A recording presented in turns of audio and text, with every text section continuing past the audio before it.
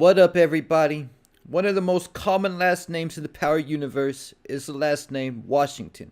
The characters with the last name Washington include Tamika Washington from OG Power and Power Book 2 Ghost, Zion Marcus Washington from Power Book 2, Derek Washington, aka D-Wiz from Raising Kanan, and his mother June Washington, and there's also Crown Camacho, whose real name was Anton Washington. Keeping in mind, this isn't a coincidence that all these characters have the same last name, because the last name Washington was assigned to each of these characters from the Power writers. So the question is, are all these characters connected in some type of way? Because in addition to having the same last name Washington, they're all also from the Southside Jamaica Queens, all except Tamika, who could be from Queens also, but I don't think it was ever confirmed where she grew up. In addition to all these characters with the last name Washington, there's also the mystery character of D-Wiz's older brother, who's also a Washington, and there's a chance that he could be introduced in Raising Kanan Season 4 as B. Rilla. So is there any kind of chance that all these characters could have the same father? Most people know a situation where one guy has about 15 kids with 4 or 5 baby mothers, and this could be one of those situations.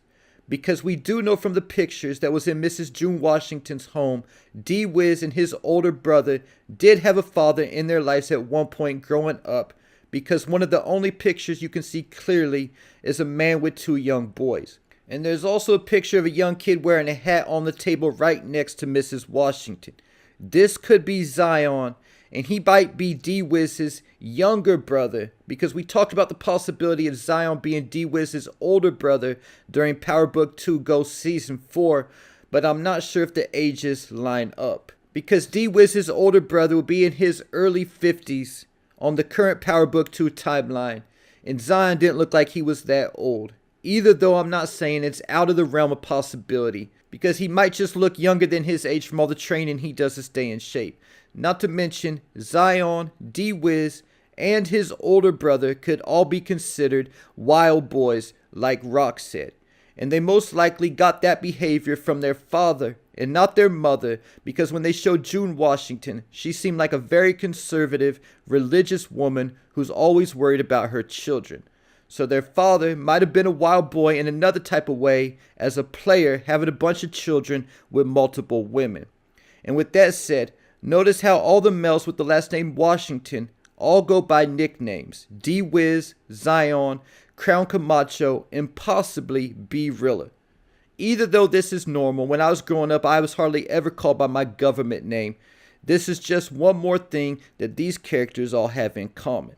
Something else that some of these characters have in common is an interest in music. Crown Camacho was the owner of the record label Bulletproof Records, and the narrator even said that he had real talent when it came to that music stuff. D-Wiz also had some kind of interest in music, because when Famous was introduced rapping in the cafeteria, it was D-Wiz who gave him the beat on the table. So D-Wiz also had a little talent when it came to music.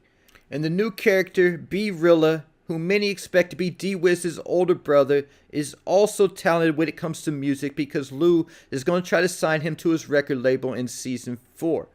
And B. Rilla also fits the qualifications of a wild boy, like Rock said about D-Wiz's brother, because he's currently serving a prison sentence for armed robbery.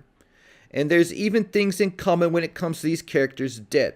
It was Lulu Thomas who killed both D-Wiz and Crown Camacho.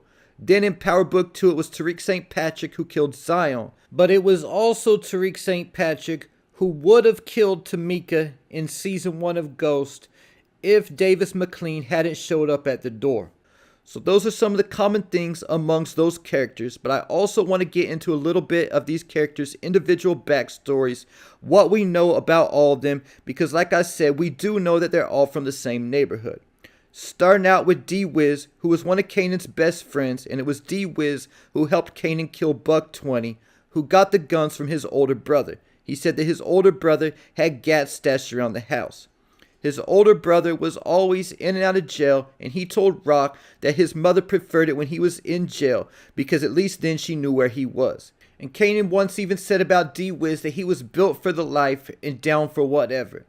We also know that D-Wiz played on the high school basketball team and had a nice jump shot. keeping in mind that Kanan taught his son Sean how to play basketball until he got locked up. But Sean continued playing basketball and ultimately got a scholarship at St. John's before blowing out his knee. Then there's Crown Camacho, whose real name was Anton Washington, but thought he would get more hoes if they thought he was Puerto Rican. Again, lining up with the fact they could all have one father who was a player.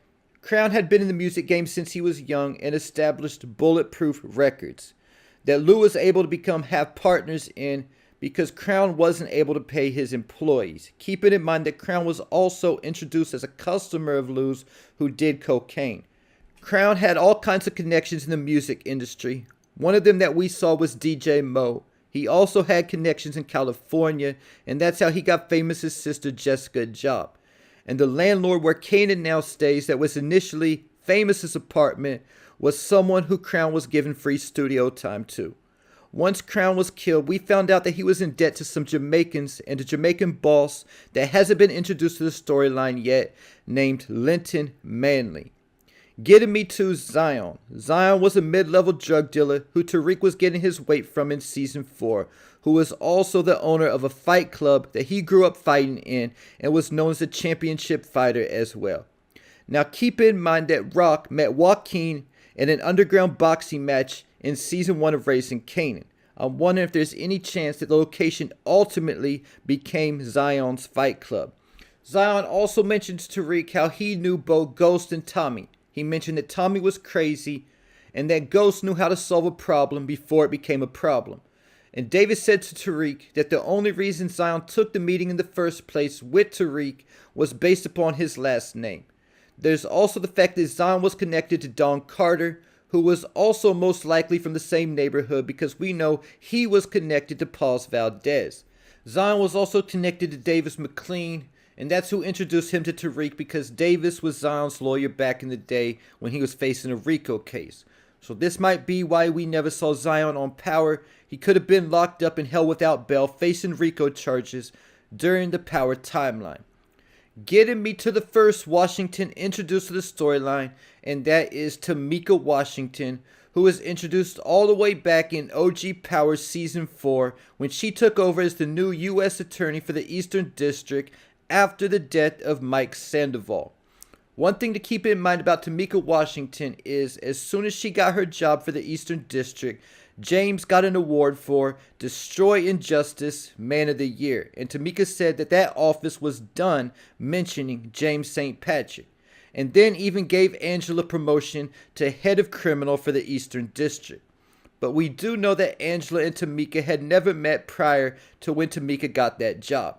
And either though she ended up helping Sax and Mock build a case against Ghost and Angela at the end of the day, it seemed like she was trying to look the other way at first. But after Angela's death, Tamika got fired and had to go into the private sec where she became a defense attorney. And since the Power Book 2 Ghost timeline, Tamika's always had a soft spot for Tariq and even helped him burn Sax when he took the stand to get Tasha's case dismissed by Stephen Ott. Tamika was also Tariq's go-to person when it came to his mother being in WITSEC, and even sent Estelle to Tamika's office to be in WITSEC with Tasha. So Tamika is actually one of the people who Tariq trusts the most, and since he killed Zion, if Tamika is related to Zion in some type of way, this could bring her back into the storyline and add in an interesting dynamic in a future series. And there you have it. Leave your thoughts, theories, and predictions in the comments.